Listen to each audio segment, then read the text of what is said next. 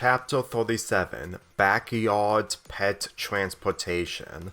As morning rolls over Trenton, New Jersey, Bryson sat by his kitchen table eating some toast for breakfast. His parents, Kim and Darrell, were waiting outside in their backyard after the call they had with Nicole yesterday. They expected to wait in front of their house, but from what Nicole said, they didn't believe her. However, they're not against it. Darrell looked at his watch, waiting patiently with his wife turning around. "I'm still thinking of her using a helicopter to pick up our kid," Kim commented. "So am I," Darrell added. Her mentioning a lion, she must have been mistaken after going to the zoo. Makes perfect sense. We can't even have that as a pet.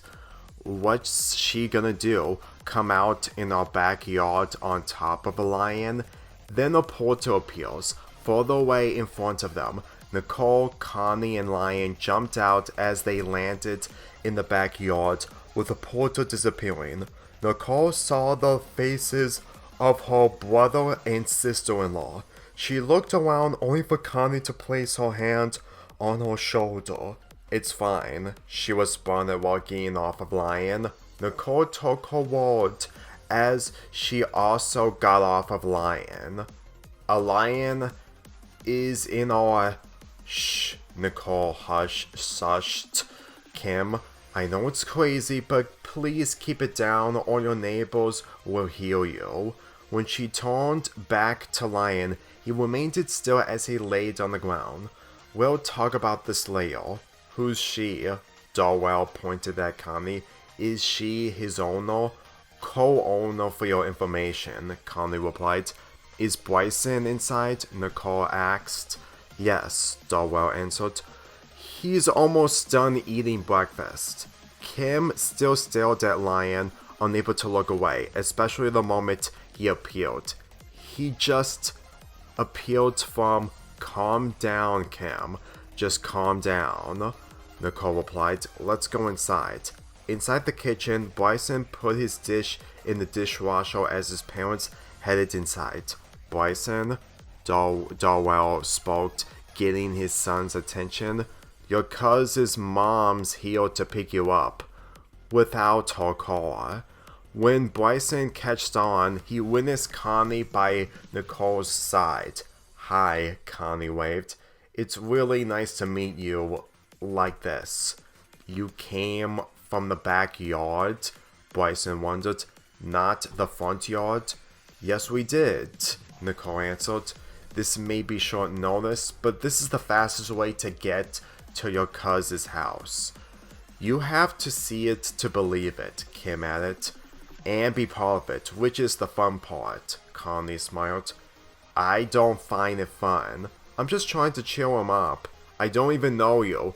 Okay, let's just relax," Nicole getting in between the two. "Connie, just take Bryson with you. I'm gonna talk to his parents." "You're gonna stay?" Connie asked. "Yes, I'll text Dwayne to pick me up with him." "Okay, Steven and Craig are probably waiting for me after I pick you up." As Nicole and Bryson's parents head to the living room, Connie and Bryson head to the exit to the backyard. "Steven is still in Heckleton," Bryson catched on. "Yes, and Connie's mom is allowing him to stay." "We'll let you know more when we get there." Connie headed outside, but the moment Bryson followed from behind, he witnessed Lion in his eyes. He stood in place with Connie turning around. Just as he's about to freak out, Connie took his arm. "Don't worry, like I said, being part of it is the fun part." She allowed him on top of Lion while she got in front of him. Lion turned around as he roared beams out of him, creating a portal. "He didn't do what I just saw," he pointed. "He did. You're not gonna get hurt or lost." Lion jumped inside the portal, catching Bryson by surprise in his surroundings. With each beam Lion roared out, it made Bryson more intense. Roller coasters never had anything like this. Didn't have the same thoughts, but this still surprises me when I was your age. Did my cuz go through this? No, he didn't. Bryson slowly grew used to the feeling while looking at Lion's eyes glowing. He'll love wanting him to see this. Just in time after Lion roared out his final beam, he went through the portal, thus arriving at Craig's backyard. In the kitchen, Stephen and Craig ate breakfast while Bernard's preparing to make his breakfast. On the steps by the front door, Jessica sat down eating her breakfast after taking some from the kitchen. She would want to join her brother and Stephen just like the dinner from last night, but she wanted to be ready to come with them in the creek. In no time, Connie and Bryson entered the living room, catching Stephen and Craig's attention. "We're here," Connie smiled as she and Bryson entered the kitchen. "What's up, cuz?" Bryson smiled. "Bryson," Craig responded, "you took Lion to get here? Your mom told me last night that he wants your cousin to join us," Stephen answered. "But it's mainly me looking after you two instead of one." "You're like our babysitter," Bryson said, "with a lion that feels just like the imagination you expressed in the family reunion." Stephen became aware that Bryson would be caught up a bit, to where his memory in the family reunion pales in comparison to where he's in right now. "You figured what I said wasn't true?" "No, but your shield's clear as crystal. I did use it after all." "I've seen what he did with it," Bernard commented. "So do I," Craig added, "including my sister, when it comes to blocking beanbags." Jessica holds the conversation while also finishing her breakfast. She looked down the hall, with Connie standing in front of the table. "Speaking of your sister, is she gonna come with us? Wouldn't it give Stephen a hard time to look after 3 kids instead of 2? "You take care of her, right?" "It is true," Bernard added. "Craig, make things easier for Stephen. Kenneth wouldn't even come to the creek without him." "I'm aware, but if Jessica picks the place she wants to go, it would have to be something Stephen may find appealing," Craig said. "I do know Kenneth wants to go to the other side of the creek, which if it's the first thing we do, I'm on board with." "Was that the place we had a private talk at?" Stephen asked. "Yes. He will have nostalgia once he gets there." Stephen took out his phone as he received a text message from Kenneth. He texted us that we should go to the Smoothie Groovy where he's waiting for us. "I can ask him if he wants to go to the other side first. Unless he allows one of you to pick first," Bryson replied. "I don't mind where we go now that we have a mobile lion in the backyard." "You still want to ride on that again?" Connie guessed. "It was awesome." "You're gonna really make me jealous of that idea."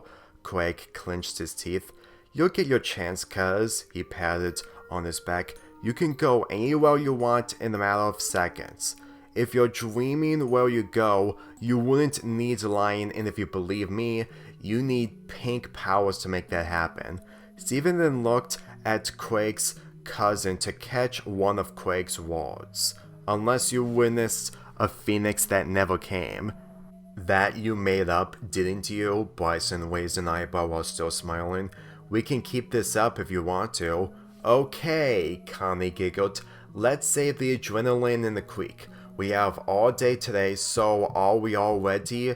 Craig's system is in full gear, especially after the dream he had the whole night. She's right. First Smoothie Groovy, then we go to the creek. After Stephen and Craig washed their dishes, they made their way to the front door with the group from behind. But then Connie stopped herself when she witnessed a plate on the steps. Craig knew his sister would still be around after walking past her upon getting dressed. "I'll go clean this. You go get your sister. Connie walked past Quake. Sure, Craig responded. I'm coming with you. Stephen follows Craig from behind, upstairs. Upon entering inside Jessica's bedroom, Jessica sat down on her bed as she took notice of Craig and Stephen looking at her. You wanna come? A little bit, she responded. A little bit? Craig guessed. Okay, just to see what Stephen can do with his powers. Don't worry, nothing bad is gonna happen since Ruby and Aquamarine won't come after us, Stephen replied. It's kind of a long time coming for us to play together.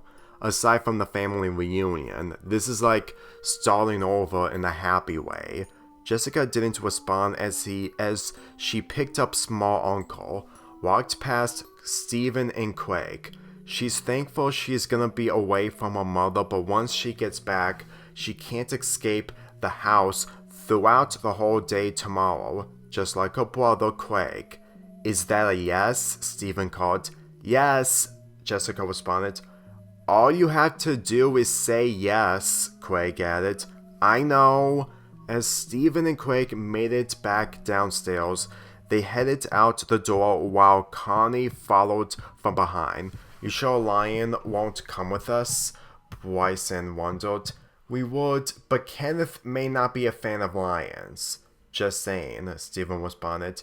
It may be a sacrifice for one Creek kid, but it's still for the best. Craig added.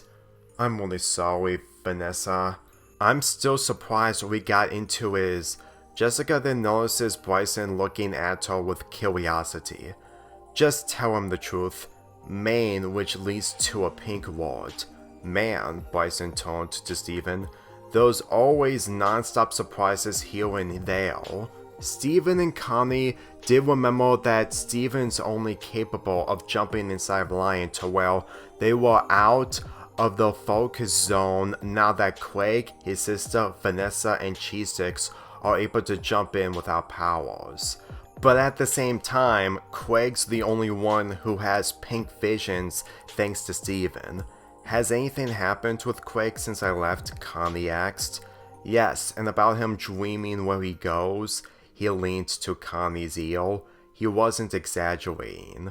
He had dreams of the crystal gems.